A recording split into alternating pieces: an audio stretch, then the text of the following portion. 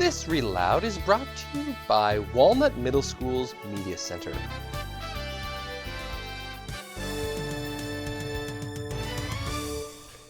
Ungifted by Gordon Corman. This is an amazing book about a kid who gets in trouble, but he kind of gets out of it in one of the most unexpected ways. Instead of being punished, he's accidentally sent to this school for the gifted. So I'm going to be reading from you just the first couple chapters here of Ungifted by Gordon Corman. You and your students and everybody here at Walnut will be getting a copy of this to be reading with their families. So here I am just trying to get you started on reading the first couple pages. So, Ungifted by Gordon Corman. Chapter 1. Unearthed. Donovan Curtis. IQ 112. I want a refund from Ancestry.com. They traced my family all the way back to the Revolution, and in all those forefathers and foremothers, aunts, uncles, and cousins, there was nobody like me. No big mouth hung for treason, no classic clown who they stuck in the stocks and threw rotten vegetables at. The closest matched was this guy in the Civil War who jumped off a battlement, whatever that is, and he only did it because the Union Army was firing on Fort Sumter. That's what they put on his tombstone anyway. It sounds like a pretty good excuse to me. I did things like that. If there were any battlements in my neighborhood, I'd probably jump off them all. And not because of any army. I'd do it just to see what would happen. Reckless, my mother called me. Poor impulse control. That's what the school psychologist. You're going to break your neck one day, or someone's going to break it for you. My dad. He was probably right. They were all right. But when the thing is right there in front of me and I can kick it, grab it, shout it out, jump into it, paint it, launch it, or light it on fire, it's like I'm a puppet on a string, powerless to resist. I don't think, I do. It can be little things, like throwing darts at a pool float to test my sister's swimming skills, or spitting back at the llamas at the zoo. It can be more creative, a helium balloon, a fishhook, and Uncle Mark's toupee. It can even be the smart alecky comments that got me voted most likely to wind up in jail in my middle school year, the last 2 years running. Our fans are great. Our team is nifty. We are going to get blown out by 50. See, that was probably not the wisest thing to say on the day of the big game against our basketball arch rivals, Salem Junior High, but I didn't just say it. I broadcast it over the PA system to the entire school. I don't know why I did it. The cheer was already fully formed in my mind. The poster advertising the big game had planted it there. It was definitely going to come out. Why share it with only the two Daniels who were with me in the office awaiting sentence for our spitball war when there was a perfectly good microphone a few feet away, unattended and live? Okay, it wasn't live. I had to flip the switch. I even had pom-poms, well, a crumpled piece of paper for sound effects. The howl of protest that went up all around the building surprised even me. It was like I'd gone from house to house poisoning everybody's dog. It was probably for my own good that I wound up in detention. If I'd been free in the halls at 3:30, I would have been lynched. The sense of humor at Hardcastle Middle School didn't extend to their precious basketball team. Why'd you say we're going to lose, man? Asked Whelan Kaiser, starting center, peering down at the top of my head from his 6'4" vantage. Why? There was no logical explanation for what I did. It had to come from my DNA. That's why I needed Ancestry.com. I was the only kid in detention that afternoon. All crimes had been forgiven in order to pad the audience for the big game against Salem, which had to have already started. All crimes except mine, dissing the basketball team. Even the Daniels, 2/3 of the spitball war, had been cut loose while I was doing time. The Daniels weren't at the game. I knew this because they were skulking in the bushes outside the detention room, making grotesque faces at me through the window. If they could make me laugh, and it wasn't easy to hold back, I'd be in even more trouble. As it was, Mr. Fender was checking his watch every 30 seconds. He wanted to be at the game, not babysitting me. Finally, he could bear it no longer. "I'll be right back," he told me sternly. The instant he was gone, the window was flung open from the outside. "Come on," hissed Daniel Sanderson. "Let's get out of here." He's coming back, I protested.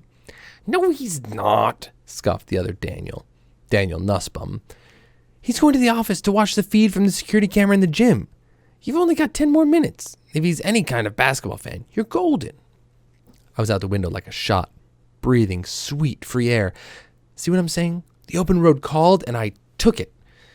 This time I'd needed a little help. That's where the Daniels came in. They helped me a lot. They'd help me to the office with our spitball fight and help me to the PA mic by daring me to do it. With friends like them, sometimes I wondered why I would ever need enemies. I turned on them. Thanks for letting me take the fall alone. Your support was really touching. Nussbaum shrugged innocently. I couldn't take credit for your poem. It wasn't a poem, it just happened to rhyme. I've been meaning to talk to you about that, Sanderson put in. Don't you think it's kind of dorky? I mean, who rhymes anymore? Nobody, I conceded, except the entire hip-hop community. I bounced the pine cone off his head, which only made him grin wider. We were at the top of a hill looking down on the gym we shared with Hardcastle High. The parking lot was jam-packed. A roaring cheer spilled out of the building. Man, you couldn't fit a Hot Wheels car in there, Nussbaum exclaimed, taking in the crowded lot. Salem versus Hardcastle is the place to be.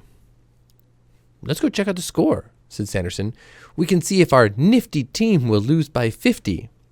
Yeah, Donovan, nice school spirit, Nussbaum added, like he had any.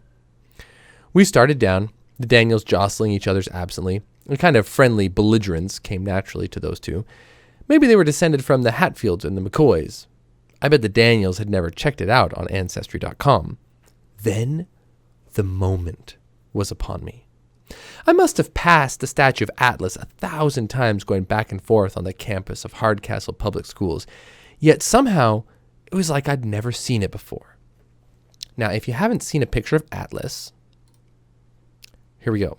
Here is a picture of Atlas, right? You got this big burly guy holding on to the world, right? This huge big ball up on the top of it. So you're going to need that for the next little bit, right? So imagine, right, a picture of Atlas. It's not the Titan's broad, powerful shoulders supporting the bronze globe of the world and heavens that seem so different. But since when did Atlas have such a big butt? Seriously, I knew he was a Titan, but I didn't know the most titanic thing about him was his caboose. He looked like a reject from The Biggest Loser. Suddenly, I was striding toward the statue in an almost trance-like state.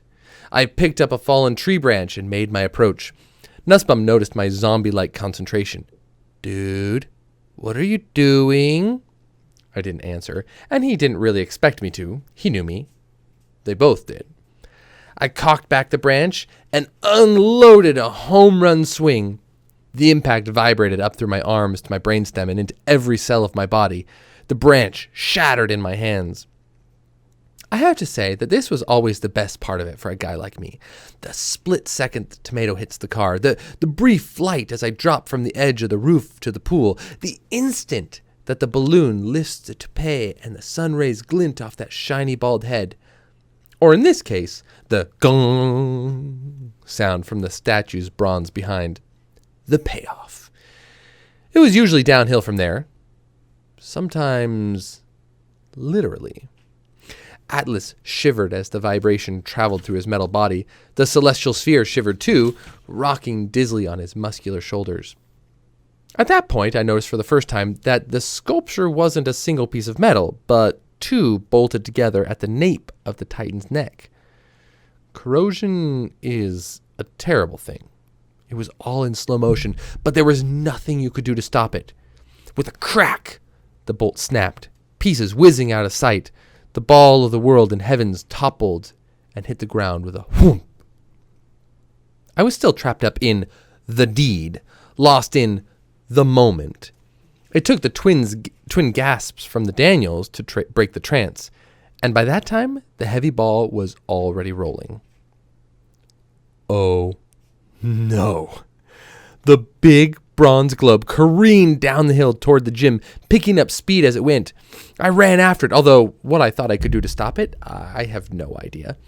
Help me! I called to the Daniels, but they were headed in the opposite direction. They liked to watch me do stuff. They had a lot less interest in hanging around for the consequences. Heart sinking, I projected the course of the runaway globe. The prognosis was not good. It was hurtling straight for the parking lot, where a lot of innocent cars were waiting to get bashed in. Desperately, I threw myself headfirst at the juggernaut. When my shoulder struck the heavy metal, it felt like running into a brick wall. If it changed the direction at all, it was about a millionth of an inch. Flat on my face now, all I could do was watch. The globe screamed down toward all that expensive machinery, bounced off an upturned curbstone, and caroomed toward the building. The cars were safe, but the world and heavens were now on a collision course with the basketball game. It pulverized the glass doors, sending up a blizzard of shards that obscured the entrance. I heard a very sharp whistle blast, like the referee was calling a foul on Atlas, or possibly me. There was another relative on Ancestry.com. He wasn't very much like me. I doubt I would have remembered him at all, except for his name, James Donovan. I wonder if I was named after him, although my mother claimed she'd never heard of the guy. He immigrated from Ireland in 1912, which would have been fine, except the ship he picked was, think Atlas here, the Titanic. As decision makers, he and I were pretty much the same level. But get this, he didn't die. He was plucked from the freezing water alive. James Donovan was a survivor. If I'd inherited any of those skills, I'd had a sinking feeling they were about to come in handy. Unidentified. Dr. Schultz, IQ 127.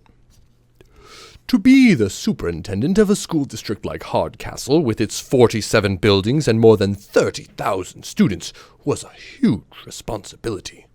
A lot of administrators would have hundreds of complicated rules to follow. I only had one. No screw-ups.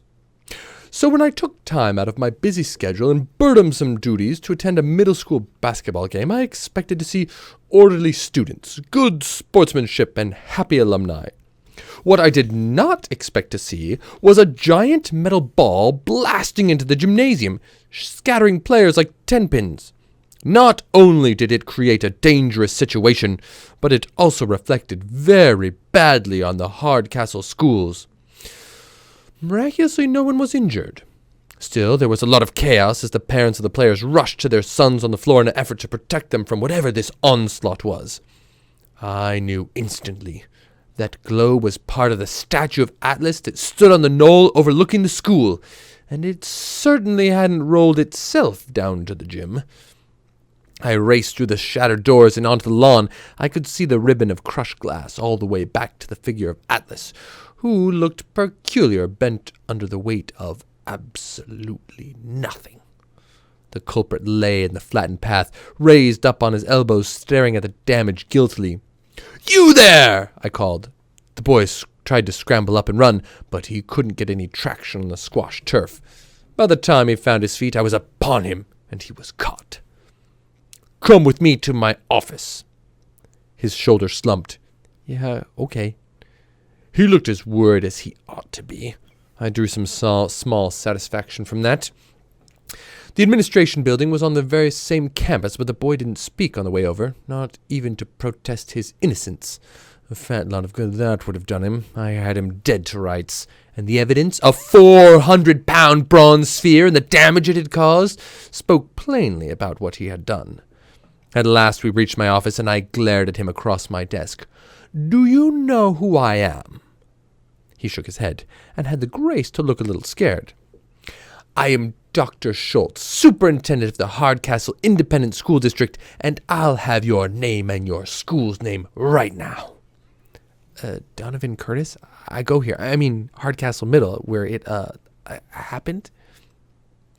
I wrote the information on a piece of paper on the cluttered desk in front of me. "Well, Donovan Curtis, I don't have to tell you that you're in big trouble right now. You're lucky that no one was hurt or even killed by that stunt of yours. Why would you do such a thing?" It was an accident.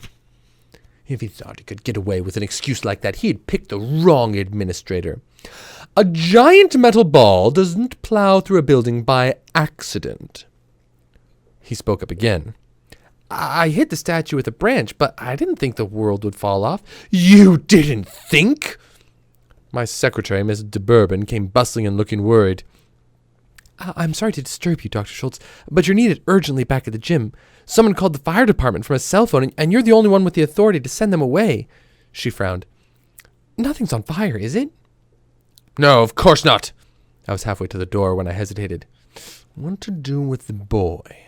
He was looking hopeful, as if he were home free, but believe me, he wasn't. It would serve him right if I left him sitting here cooling his heels while I went out to deal with the mess he'd made. But who knew how long that would take? By now those firefighters could be finding code violations in the gym, and I had a dinner meeting across the town. I skewered him with my most severe expression. You can go. I'll send for you tomorrow morning, and we can continue this discussion.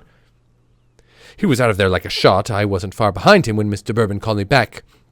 I'm sorry to bother you again, but Student Services needs the list of new candidates for the Gifted program. I sighed. Did everything have to pass through me? I was only one person. It's on my desk, Cynthia. You can't miss it. What a nightmare. There was a damage to the gym floor in addition to the doors, which were a total loss. The foundry that had made the statue had gone out of business 5 years ago, so good luck getting a replacement globe for Atlas. The district's insurance agent was on vacation for the next 2 weeks. I missed my dinner meeting and my dinner. By the time I got back to my office, it was almost insane with aggravation. This was exactly why I couldn't tolerate screw-ups. There was no such thing as just one. The first led to the second, and pretty soon they were coming at you in battalions. I needed to accomplish one thing on this miserable day, and I knew exactly what it was going to be. I was going to call that boy's parents and let them know the damage and chaos their son's vandalism had caused. I scanned my desk for the paper where I'd written his name. It was gone. I scoured every item on that desk, and not just once. Nothing. Cynthia! But she had already left for the day. How could this be? That boy must have snuck back in and stolen the paper, hoping I'd forget his name among the 30,000 students I'm responsible for. Well, he was wrong about that. His name was... Sudden, overpowering chagrin. I had broken my only rule.